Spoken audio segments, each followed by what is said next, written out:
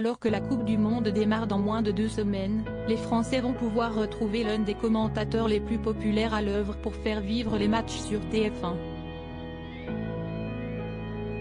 Aux côtés de son comparse Vicente Lizarazu, avec qui il s'entend à merveille, Grégoire Margoton est chargé de commenter les matchs de l'équipe de France de football depuis 2016 et il compte désormais plusieurs compétitions majeures, dont le fameux Mondial 2018, remporté par les coéquipiers d'Antoine Griezmann.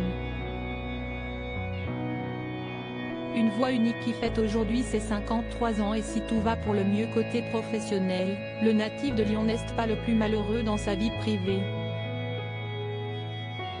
S'il se montre plutôt discret sur la personne qui partage sa vie, l'ancien commentateur de Canal+ possède une famille recomposée et nombreuse.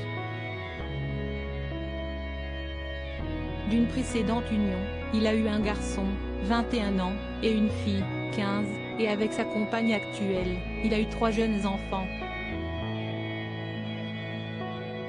Cela signifie donc que Grégoire Margoton est l'heureux papa de 5 enfants.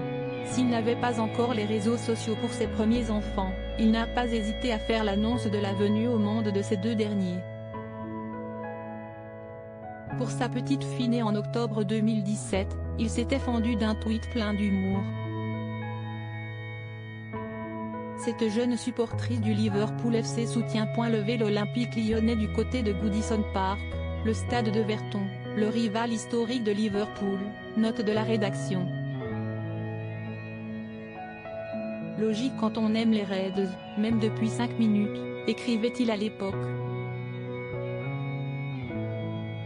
Rare cliché d'une jeune supportrice tentant de croiser les doigts puisqu'elle ne boycotte pas l'équipe de France. Grégoire Margoton a récidivé l'an dernier pour la naissance de son 5e enfant, et sa 3e fille, en publiant un joli cliché de la petite à la maternité.